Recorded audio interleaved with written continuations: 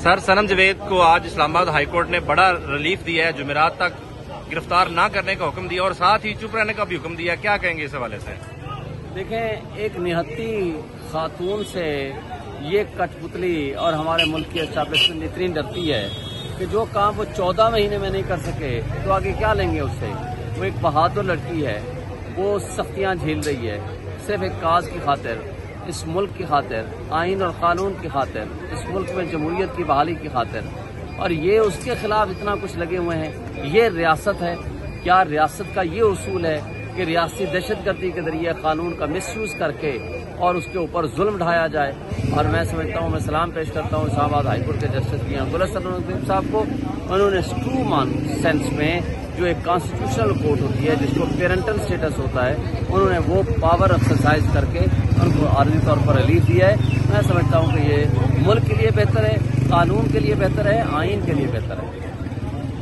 Sir, ये इमरान खान साहब की तरफ से हुक्म था कि कोई भी मुकदमा हो तहरीक इंसाफ के किसी भी रहनुमा का तो ज्यादा से ज्यादा तादाद शो करवाई जाए। हम देखते हैं कि अदालतों में वो तादाद नहीं होती तहरीक इंसाफ की जो होनी चाहिए।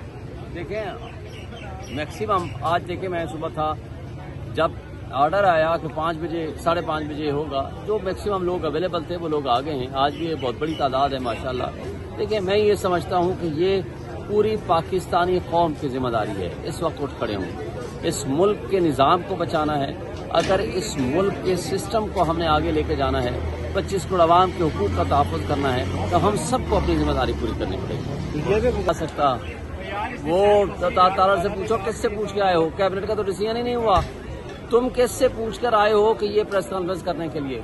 उसको वो किसी ने चाबी दे दी होगी तो आकर के प्रेस कॉन्फ्रेंस कर दी। वो पीपल्स पार्टी तो कह रही है कि हमने तो उसकी मुखालफत की है। और वैसे भी ये सुप्रीम कोर्ट ने करना है। ये जो कुछ ये कह रहे हैं, इनमें रेफरेंस से भेज सकते हैं। और सुप्रीम कोर्ट ने ऑलरेडी जजमेंट दे दी है। इनको शर्म नहीं आती, उसके बाद ये ऐसी बातें कर रहे हैं। इनकी ना जुर्रत है, ना हिम्मत है, ना इन्होंने ऐसी जो काम कर सकते हैं, ना इनमें कैपेसिटी है। ये तो वो बंदर होता है ना, उसको नचाने वाला, तो जो नचाने वाला होता है असल उसका काम होता है उसके हाथ में। ये तो नाचने वाले लोग हैं, बंदर की तरह नाच रहे हैं। इनकी हैसियत क्या है? ये कठपुतली फॉर्म 47 से हारे हुए लोग हैं। इसके पास किधर है अथॉरिटी? इसको कहो फॉर्म 45 ले आओ, अपने तारिक फजल को कहो ले आओ, नवाज को कहो ले आओ, शहबाज शरीफ को कहो, मरियम नवाज को कहो, फिर हम कहेंगे कि हाँ तुम्हारी कोई हुकूमत है। इनकी क्या लेजिटिमेसी है? इनको पूछता कौन है? ये सब इनको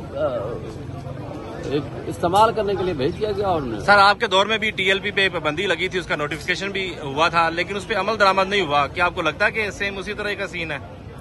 देखें, हमारे साथ तो ये कुछ कर भी नहीं पाते, कर भी नहीं सकते। हम एक सबसे बड़ी पॉलिटिकल पार्टी हैं, हमारे पास 2/3 मेजोरिटी है। जो फॉर्म 47 के जरिए इन्होंने जो कुछ किया है, आज सुप्रीम कोर्ट की मेजोरिटी जजमेंट आ चुकी है और फ्यूचर के 5 चीफ जस्टिस उसमें बैठे हुए हैं जिन्होंने 8 जजेस ने फैसला किया है। उसके बाद इनकी ये जो आखिरी दिनों की बातें हैं सिर्फ ये वो कर रहे हैं। ये टीएलपी पाबंदी, इस पर कानूनी स्टांस क्या है? ये रेफरेंस भेजेंगे, सुप्रीम कोर्ट फैसला कर सकता है। ये कर ही नहीं सकते और सुप्रीम कोर्ट ने ऑलरेडी फैसला दे दिया है। और उसको फ्रस्ट्रेट करने के लिए कुछ करेंगे तो कंटेम्प्ट ऑफ कोर्ट होगा। इनकी जरूरत आप 1 साल से सर जलसा करने की कोशिश कर रहे हैं, मुख्तलिफ अदालतों में आप कानून का फोरम इस्तेमाल कर रहे हैं, लेकिन दूसरी जानब टीएलपी फैजाबाद में बैठी है और दोनों तरफ उन्होंने सड़कें ब्लॉक की हुई हैं और हुकूमत का मौका भी है कि वो जायज बैठे हुए हैं। आपको यही बात मैंने इनको आज जस्टिस मियां गुलशन नज़ीर को बताई है कि भाई आप बता दें। हमें कह रहे हैं जी मुहर्रम में आप नहीं कर सकते। भाई हम तो आशूरा के बाद कर रहे हैं, 27 महीने की 27 जुलाई को करना चाह रहे हैं। ये कहते हैं नहीं, आप चेलम तक नहीं कर सकते 25 अगस्त तक। तो जज साहब ने सवाल किया कि ये बता दें 14 अगस्त के सारे फंक्शन आप कैंसिल करेंगे?